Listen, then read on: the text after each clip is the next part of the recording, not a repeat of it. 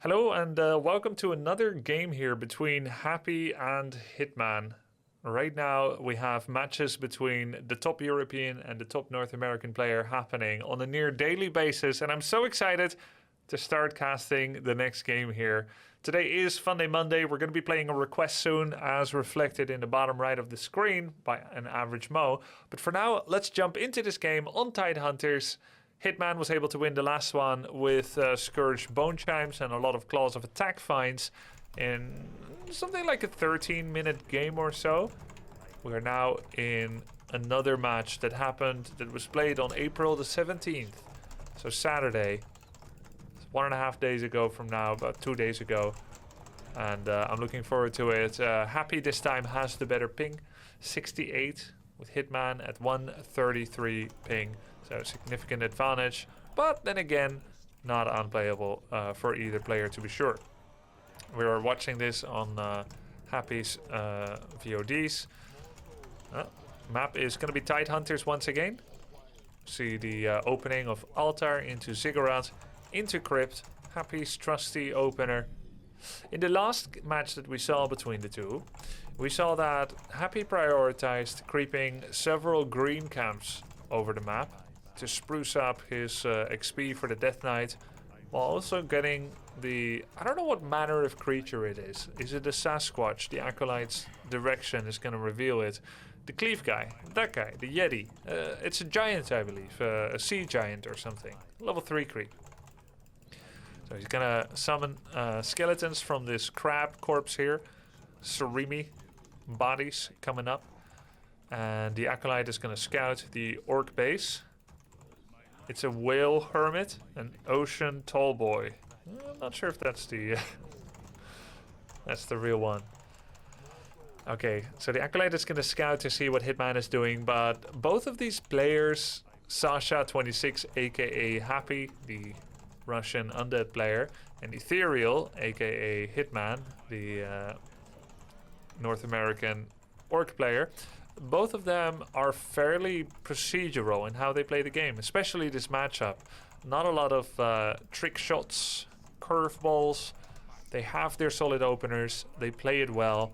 They try to oust each other with it. And here come the skeletons. He's gonna death coil at least once, maybe twice for this camp. Get that mana regeneration running, you know. There's many different resources in Warcraft 3, and mana regeneration, health regeneration are just two of the resources that share resource space with gold and lumber and food capacity and creep availability and positioning. Resources are so much more complex than just the coins in your pocket, but also opportunity cost and indeed mana regeneration. After all, every hero has mana regen. The only way to stifle that resource is to have full mana. So just don't have full mana, lol. So if you can coil to achieve an objective, quicker creeps, then you're starting the generation of your mana regeneration resource, if that makes sense. Same with spreading damage on your own units. A lot of people ask me, hey, Grub, new to Warcraft 3, returning player, how do I micro? I get my hero focused, I lose fights, how do I micro? Well, first I would say, make sure you're taking the right fights. Make sure that the fights you're taking are sensible. And that requires a lot of knowledge and experience, but while trying to judge the validity of a fight, try to have a reason for anything you do in the game. This extends to other gameplay as well. It's not just Warcraft 3. Have a reason. The only way that you can evaluate your reasoning is to have a reason. For example, I am going outside because I don't like getting wet and it's raining. That's a reason. And I go outside and then I get wet and I don't like it. So while I had a reason, I now know that it was an unsound, illogical reason. Therefore, it was bad. Therefore, I shouldn't do it again.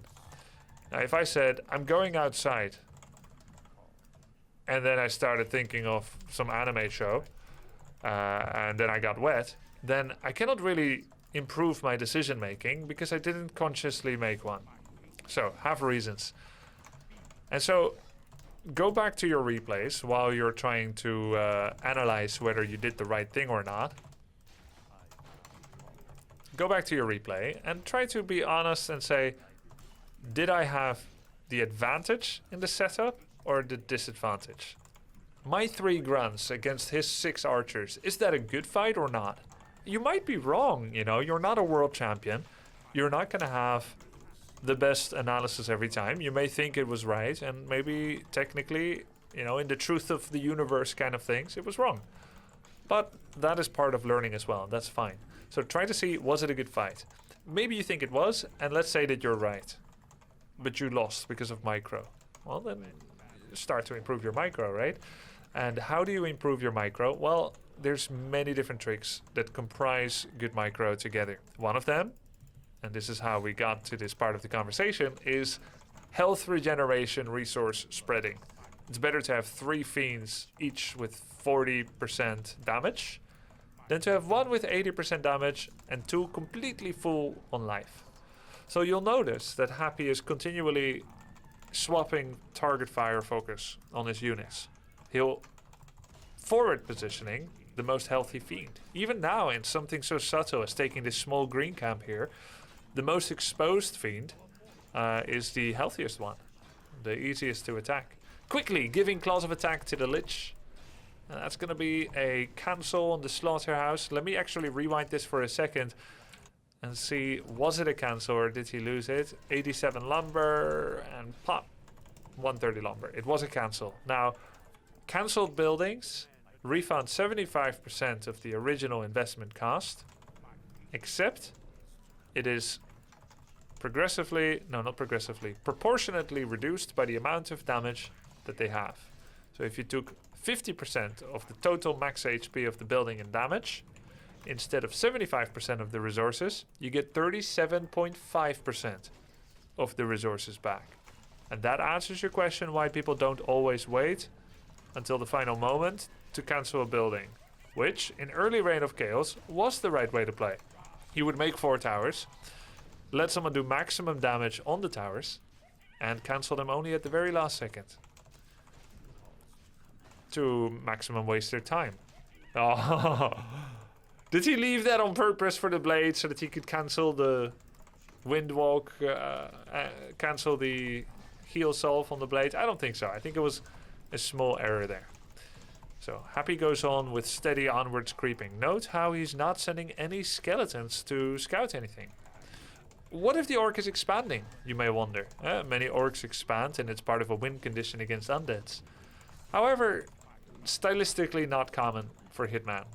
Furthermore, it's a racial thing. Orcish expansion takes 2.5 minutes to produce. It costs 400 gold and 185 lumber.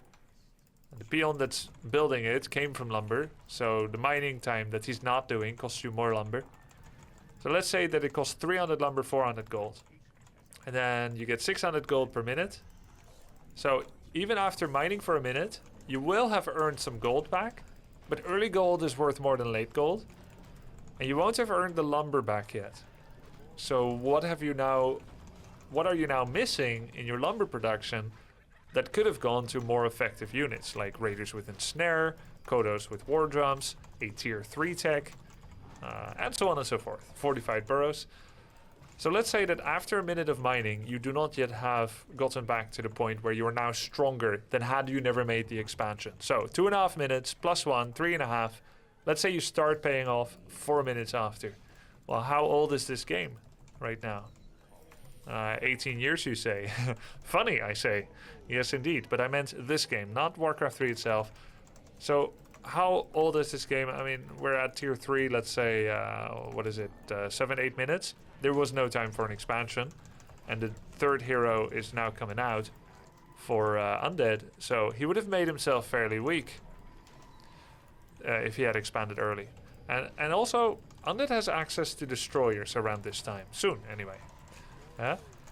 And the problem is, if you were to expand, you have to actually sacrifice tier 3 tech as an orc. That means no lightning orb for the blade. So the only thing that can attack air is stuff that can attack air, like headhunters, wyverns, bats, and pulling them down with raiders. But you can't amass enough of those to deal with the pre-built statue destroyer morph possibility. So you need that blade with Orb of Lightning for anti-air. It's very important. With Farseer, at least, you got a hero that can attack air by default. Even though I'm not going to say Farseer is good against destroyers, but it helps a bit. Farseer also creeps a little bit cheaper, so he can put up an early expansion. Farseer TC with Grunt Raider, Kodo, and then into Headhunters. But Blade needs tier 3. He needs that TC third as well for the attack speed, the War Stomp lockdown. Well, Happy has been building a really nice army. He's at 50 food now with the cigarette just finishing, and he's now able to go over 50. And we see no expansion and a relatively small army. Orc at this time is typically not 50 food yet. They're going to be working on their Spirit Walkers, and that's a very lovely pick-off on the Kodo. It's not the only one, though. More Kodos are coming along. This Kodo tried to eat but got stuck. Good place to fight for Happy here in this water bridge. Triple Fiend Burrow to disjoint the Kodo Devour command. Now focusing the Shadow Hunter. He doesn't see a lot of risk by clustering around the TC with the War Stomp. He's got Scroll of the Beast and he pops it. There's Curse, there's Frost Armor, there's Scroll of the Beast. So many bonuses for Happy's army. Great positioning here as well. No Scourge, Bone Chimes, and items for the Blade this time. We were seeing 250 damage crits on a level 4 Blade Master last time, but not this time. It's level 3, it's too early. Shadow is level 3 though, but he's running out of mana. Fiends are starting to die. There is a Dust of Appearance. Coil on the Blade, sending him away. And Grunts are getting chased here. Scroll of the Beast still active. Statues wailing away with their healing. No destroyers were made. It would be counterproductive to remove the curse at this time. Coil Nova on the Blade, and he goes down. He was still revealed, came back. And Hitman does not call GG. It's not his style.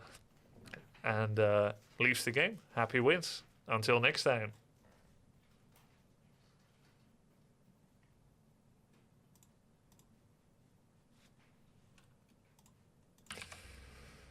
Easy win. Scroll the Beast strong, strong. Why did he leave? He lost his Blade level 3. He didn't kill a single statue. All the heroes were full health for the Happy.